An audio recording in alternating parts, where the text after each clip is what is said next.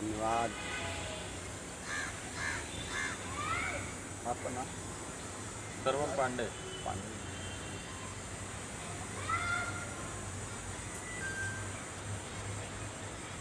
भाइयों और बहनों, मैं आपको 5 मिनट में कॉल करूँगा, 5 मिनट लगेगा। महारानी अहिल्याबाई होलकर श्री शक्ति पार्टी के राष्ट्रीय सलाहकार Om Prakash Mishra ji, advocate high court, आज यहाँ पे उपस्थित महारानी अहिल्याबाई होलकर श्री शक्ति पार्टी के पालघर जिला के अध्यक्ष अनीस अबू बकर जी, मैं उनको बार बार धन्यवाद देता हूँ। महारानी अहिल्याबाई होलकर शिव शक्ति पार्टी के राष्ट्र सक्रिय हैं अनीस अबू बकर जी, मैं उनको धन्यवाद देता हूँ। भाइयों और बहनों, यहाँ पे उपस्थित इंद्रमणि यादव जी, करता हूँ। मैं उनको भी धन्यवाद देता हूँ। यहाँ पे उपस्थित हैं पांडे जी, सरवन पांडे जी, मैं इनको भी धन्यवाद देता हूँ। पार्टी के हमारे लोग जुड़े हैं। भाइयों और बहनों, आज जो राजनीतिक पार्टियाँ चल रही है, मामला बहुत गंभीर है। जो भी पार्टियां आज सत्ता में है, जातवाद का इतना बड़ा मुद्दा आ गया है कि कहा नहीं जा सकता है। हिंदू मुस्लिम, सिख, ईसाई, क्या है? जात में क्यों बांट रहे हो भाई? भारतीय हैं, सब भारतीय हैं। हर जात पर एक बार बदले के भावना से काम किया जा रहा है। ऐसा नहीं करना चाहिए। आज आप हो, कल दूसरी पार्टी आएगी, परसों तीसरी आएगी, सब बदले के भावना से काम करेंगे तो कैसा देश चलेगा, कैसा विकास होएगा? कहते कुछ हो, करते कुछ हो। लुभावना लालीपाक दे के माताएं, बहनें, भाइयों सबको भड़का रहे हैं पैसा दे के। विकास होएगा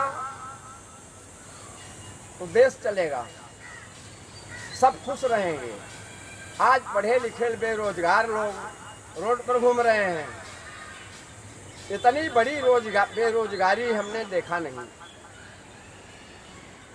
जब से सरकार आई है। इतनी बड़ी बेरोजगारी, जमीन पर उतर के नेता लोग देखेंगे तो मालूम पड़ेगा। एसी में बैठ के झूठा लुभावना भाषण देंगे, वोट बैंक अपना देखते हैं। हर जात, हर समाज में गरीब हैं। ऐसा नहीं है कि कोई जात में गरीब नहीं है। गरीबी तो हर परिवार में, हर जात में है, हर समाज में है। तो भाई मेरे, बांटा नहीं जाए। सबका साथ, सबका विकास कहाँ गया? ऐसा नहीं किया जाए। महारानी अहिल्याबाई होलकर लोक माता, एक न्याय की देवी थी, जो सबको लेके चलना, ऐसी नारी शक्ति थी। जय खंडुआ, जय मल्हार, जय माँ विंध्यवासिनी, प्रणाम। 2 शब्द हमारे भाई अनीस अबू बकर जी बोलेंगे। नमस्कार। मैं अनीस अबू बकर, हमारे राष्ट्रीय अध्यक्ष महोदय जी ने जिन शब्दों को बोला, मैं उन शब्दों का समर्थन करता हूँ। अभी इस वक्त हमारे बंगाल में चुनाव का माहौल चल रहा है।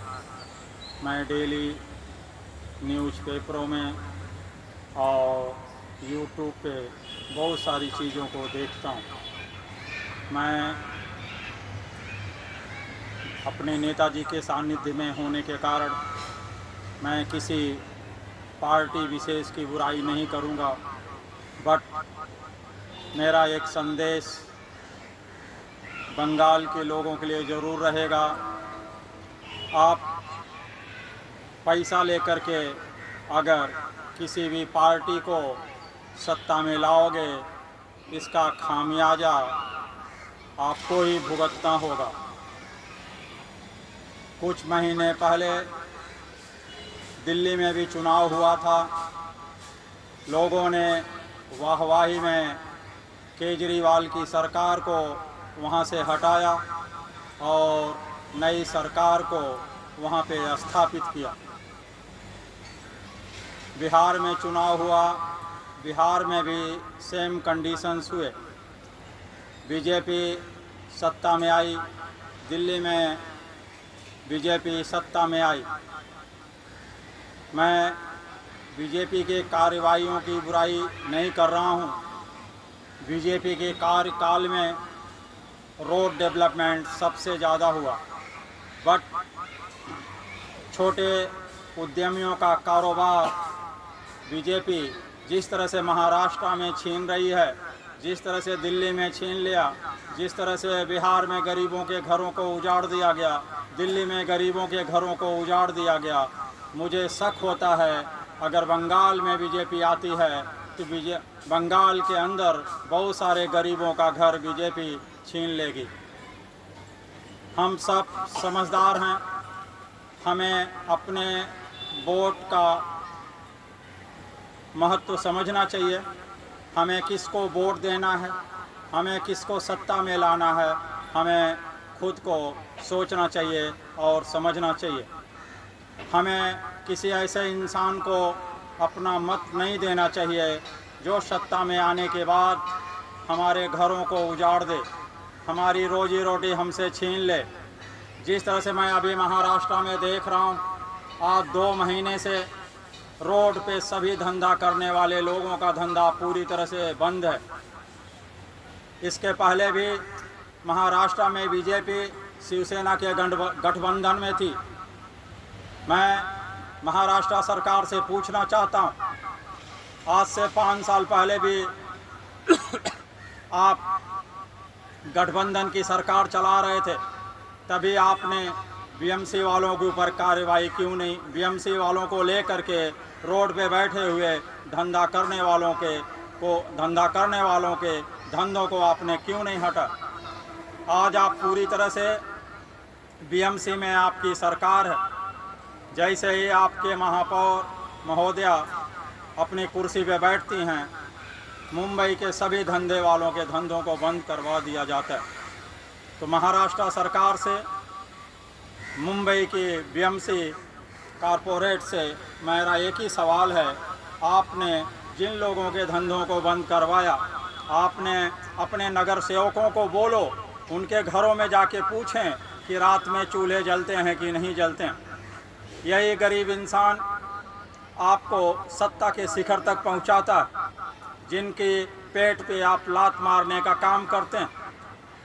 तो मैं भारत सरकार से निवेदन करूंगा कि सभी स्टेट के अपने मुख्यमंत्रियों को और गृह मंत्री को आदेश दें कि जो लोग रोड के किनारे धंधा करते हैं उनको एक जगह मुहैया कराई जाए, जिससे कि वो अपने घर वालों के पेट को पाल पोस सकें और अपनी रोजी रोटी कमा सकें। सेम संदेश मेरा महाराष्ट्र सरकार को भी है कि आप इन गरीबों का ध्यान दें, इन गरीबों पे ध्यान दें, इनकी रोजी रोटी का ख्याल रखें और इन तक हर सुविधा मुहैया कराएं, जिससे कि ये भूखा ना रहें और इनका परिवार भी भूखा ना रहे। मैं अपने इन्हीं शब्दों के साथ मैं अपने शब्दों को पूर्ण विराम देता हूं और अपने नेताजी से निवेदन करता हूं कि 2 शब्द बोलें और इस वीडियो को हम यहीं पे ख़त्म करते हैं। धन्यवाद हो अनीस अबू बकर जी, आपने जो जनता को संदेश भेजा है बहुत ही मुद्दे की बात है। पार्टियां तो सारी हैं, मुद्दे को कोई बात नहीं करते हैं। जो आप शब्द कहे, आज कोई पार्टी वो शब्द बोलता है क्या? खाली अपना वोट बैंक, अपना सत्ता चलाना। जय खंडुआ, जय मल्हार। बहुत बढ़िया बोला भाई, सारे कोनो बतिए नहीं कर।